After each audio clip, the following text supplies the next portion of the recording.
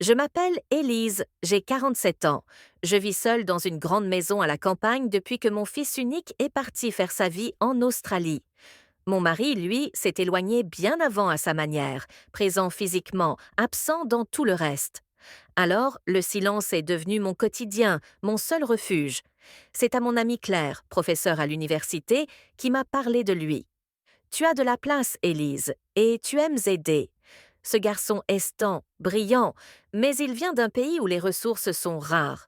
Il ne connaît personne ici. J'ai accepté sans trop réfléchir. L'idée d'avoir un peu de vie dans la maison me réchauffait presque. Il s'appelle Khan, un aise originaire du Bénin. Grand, mince, le port droit, des yeux d'un noir profond, presque brillants. Il avait cette manière calme de s'exprimer, poli, posé et surtout ce regard franc, attentif sans jamais être déplacé. Quand il a posé ses valises, il m'a simplement dit « Merci pour votre confiance, Madame Élise, je vous en serai toujours reconnaissant ». Au début, tout était simple. « Il va bien, Canéline, merci ». Et j'ai fui encore.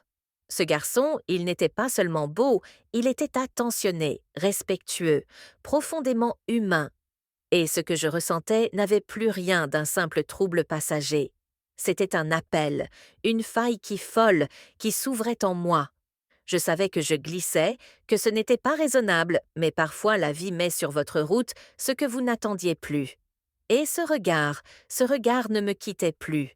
Je me suis surprise à attendre ses retours de cour, à écouter les bruits de ses pas dans l'entrée, à retenir mon souffle lorsque sa clé tournait dans la serrure, et chaque soir, lorsqu'il montait dans sa chambre, un silence tombait trop épais pour n'être que banal.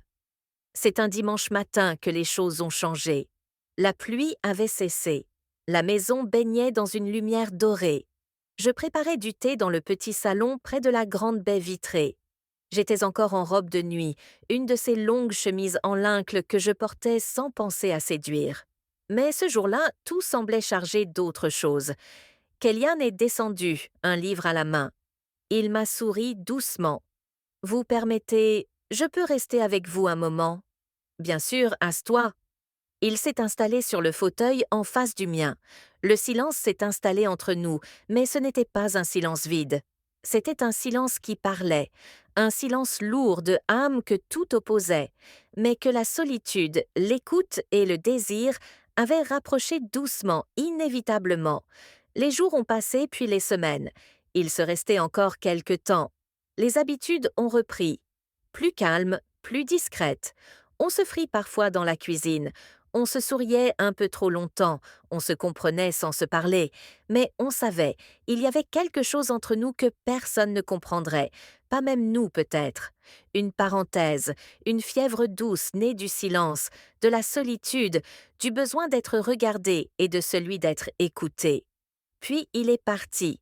Un matin, sa valise prête, il m'a serré contre lui, pas trop fort, pas trop longtemps, juste assez pour que je sente qu'il se souvenait que ça comptait. Merci pour tout, Aisé. Il n'a rien promis. Je n'ai rien demandé. On n'a pas se chercher à prolonger, ni à réparer, ni à expliquer. C'était voilà tout.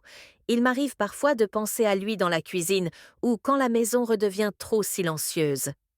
Il y a dans mon cœur une trace invisible, pas une blessure, une empreinte. Je ne regrette rien parce que pour une fois j'ai dit oui à ce que je ressentais, et ce oui m'a rendue vivante.